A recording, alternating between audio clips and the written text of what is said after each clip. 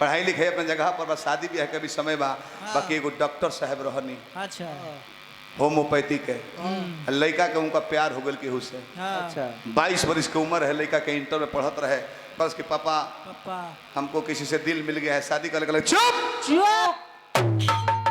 जब तक तुम अपने पैरों पर खड़ा नहीं हो जाएगा शादी नहीं करनी है। नहीं लड़कवा बेचैनी में बाकी ओकर बियाह दूसरा जगह मत हो जाओ। हाँ। आ तले लड़किया के बियाह कहीं और हो गई। बेचारा इंटर कैलस, ग्रेजुएशन कैलस, और पैरों पर खड़ा हो गया, यानी नौकरी लगेगी तब ना। ग्रेजुएशन कैलस तब वो नौकरी ना लागल। अब जाने के ओकर 30 बरिस उम्र बीत गई रहे। PhD कैलस, नौकरी ना लागल। फिर हार पास के इंजीनियरिंग में बिहार में एडमिशन लेहलस, नौकरी ना लागल। तड़पता भीतर की जाए पापा ले भी दिलो। खा गइलो 40 बरिस उम्र लड़का के हो गई। इंजीनियरिंग पास कैलस, 2-4 पेपर बैक रहे निकाल लेहलस, नौकरी लाग गई प्राइवेट कंपनी में। 41 बरिस उम्र हो गई। पापा कहले कि ब्याह कर ले, पैर पर खड़ा हो गए बड़े। कर ले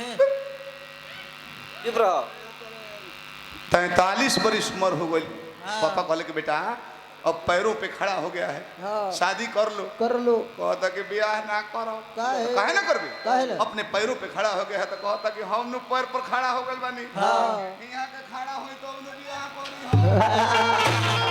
एगो असही बनिया रहले, 4 गो बेटा रहले सब। बाछी छुआ दिए रहे चाचा, बच्चू काका बाछी छुआ दिए रहे।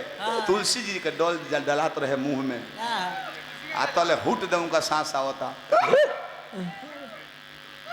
बबुआ कब रे त 9 रे तो 1 घंटा बीत गई, मरते 10 बजता। बबुआ कृष्णा यही जब बड़ो तू हन के यही जनबानी मर दे। तू तो हटले रहो। सुमीर का हल्ला कलम मरते, दवाई खा जल्दी। पिंटू बबुआ यही जब बड़ा लोन के तहने के माई यही जब बिया देखी उनका माया क्वेश्चन बा। मरत तारे उजान तारे की मर तनी माया के बाजार देखी रे। जब चारू यही जब बड़ा सो तोर माइयो यही जब बिया तो किराना के दुकानिया कौन खोले बरे गहकी लौटत होई है। आओ मुआ तारे बाकी उनका टेंशन बाकी गहकी लौटस मत ना तो घाटा लग जाए। लेकिन ये कितना माया हर राम।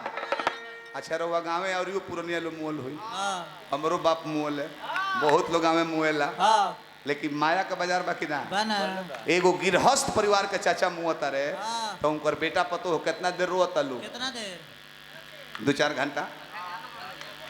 अब मिलिट्री से रिटायरमेंट बढ़े, अब मर गई ले तो 4 घंटा रोता लो। पतो है सांझ ले सुस्कतिया बाबूजी खाती वो तो ये सर होते कि बाबूजी हो बाबूजी तू तो गईबे कइलो 40,000 पेंशन हो लेबे ना है बाबूजी।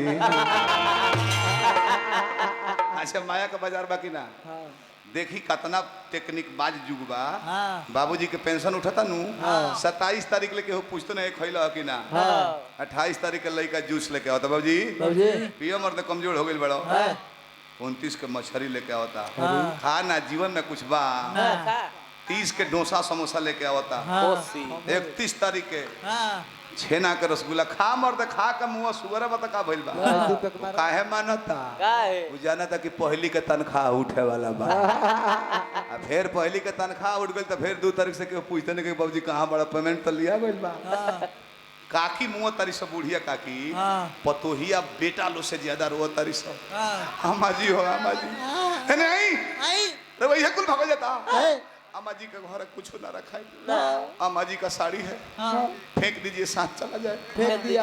अम्मा जी का 2 गो गुदरा है फेंक दीजिए। फेंक दिया। 5 जोड़ी चप्पल है फेंक दीजिए। फेंक दिया। अम्मा जी का खटिया है फेंक दीजिए। सब फेंक देता लो। और है अम्मा जी 10,000 के सोना का ठोप नथिया पहनले बड़ी नु तो उ नहीं खे बिगा तो ओकरा खातिर किरान मंगावे को परी बिगे खातिर वो तो नगदी बेचा जावल बाकी उ सोनवा बिगता। साड़ी पुरान भइल बाबे मोहब्बत होई बिग दो खटिया बिग दो। आ नथुनिया होई में एगो छोटकी पतो होबी नथुनिया घिंचत या ना कटैला के डर नहीं के और तो चल गेल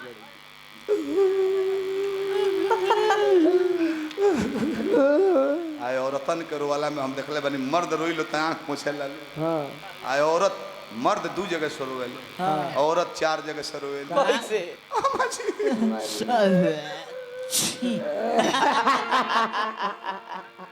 जन्नी आ वही में कोनो दोसर दिन देख ले रे आमा जी के 10,000 के गहना लो नाकी में आ छोटकी ते ही ले ले छोटकी पतो कहते चुप रहो हीरा दहाई जब कोयला पर छापा आमा जी चल गली तरह सोना के ठोप लो पता हम तो ऐसे ले लेने हैं कि एक दिन गोड़ दाबत तो आमा जी कहनी कि सुन तरे छोटकी बड़ी सेवा कोइले बड़ी नकिया में के गहनवा ते ही ले ली है न तो हमरा आत्मा के शांति ना मिली हम आत्मा के शांति न मनाओ तो